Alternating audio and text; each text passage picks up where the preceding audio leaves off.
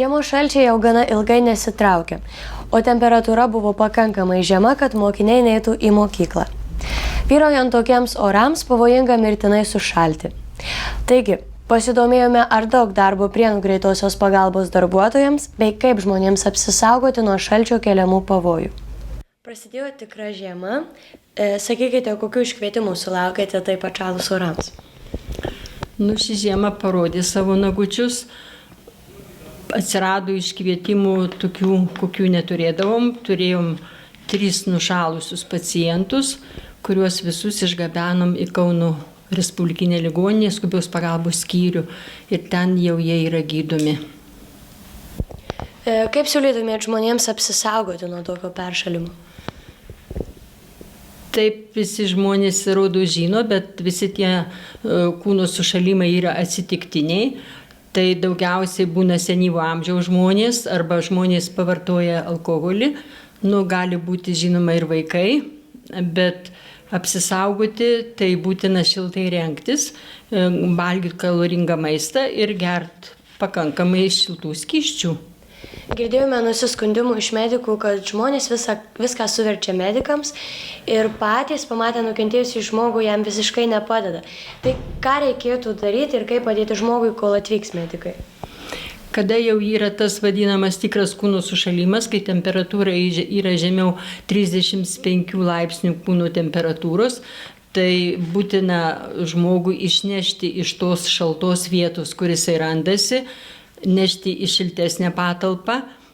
Tuo kart reiktų labai daug nekilnoti ir nejudinti, už tai, kad gali įsivystyti širdies ritmo sutrikimai iki asistolijos. O šiaip vertinant ligonio būklę, tai reikia žiūrėti, ar jis yra sąmoningas, ar jis atsako į visus klausimus, žiūrėti, ar jį nėra pas jį tokio didelio vidinio drebėjimo ir tas pernešimas turi būti labai atsargus, per daug jo nejudinant. Palyginkite šiek tiek šiuos metus ir praėjusius. Ar pasikeitė nukentėjusių skaičius? Gal taip labai didelio skirtumo nepastebėjome, tik tai tiek, kad dabar šiais metais greitai kreipėsi ir greitai buvo suteikta pagalba ir išgabenti. Pastarosiom dienomis, šį savaitgalį išvis nebuvo dėl nušalimų nebuvo iškvietimų. Tai kaip manot, kodėl galbūt žmonės jau išmoko ir prisitaikė prie šalčio? Žmonės visada saugojasi gerai, moka globot žmonės. Taip patarčiau, kad pirmiausiai reikia, kad išleidžiant į svečius arba pasivaišinus į žmogų, tai reikia jį šiltai aprengti ir pažiūrėti, ar tikrai jisai turi tiek jėgų, kad jis parvyks į tuos savo namus. Jeigu nėra tokios galimybės, reikia jį palikti nakvoti tuose namuose ir neišleisti į šaltą orą ir į kelionę. O vaikai nuo mokyklos yra šiuo metu atleisti, tai tokio pavojaus jiems ir nėra. Ar daug žmonių gauna pagalbą iš karto Prienų ligoninėje, ar visi yra vežami į Kauną?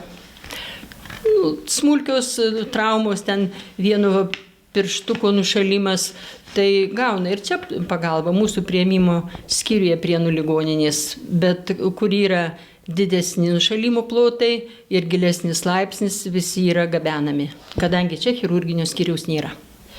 Kaip atsiliepia žmonės ir ar naudinga, kad taip yra? Žmonės atsiliepia, žinoma, žmonėm yra viskas, tas yra blogai, todėl kad ir važiuoti lankyti Kauną savo žmogų arba ten ir po operacijos, kada jį grąžina, išleidžia, parsivežti, jau tai yra dideli finansiniai tokie išlaidos. Jau visai kitus išlaidos negu tai, kad gulėjo čia Prienuose ir čia buvo galima gydytis visas tas ligas. Girdėjome, kad ne visi žmonės tinkamai elgiasi su greitosios pagalbos darbuotojais. Ar pasitaiko kažkokių netikėtų situacijų, kai žmonės būna nemandagus ir galbūt norėtumėte juos kreiptis ir ką nors pasakyti žmonėms? Kaip visko pasitaiko, visi pokalbiai ir kvietimo yra daromi kompiuteriniai įrašai yra visi tekstai ir kiekvienas už savo pasakytus žodžius ir keiksmažodžius ir blogą elgesį turėtų atsakyti. Viskas yra įrašoma, visas pokalbis yra įrašomas ir pradžia, ir pabaiga, ir fiksuojamas laikas. Taip kad, o sulaukiam visko, bet nesibilinėjam dėl žodžių, tegul taip lieka. Prakalbote apie skambučius, ar daug melagingų sulaukite iškvietimų?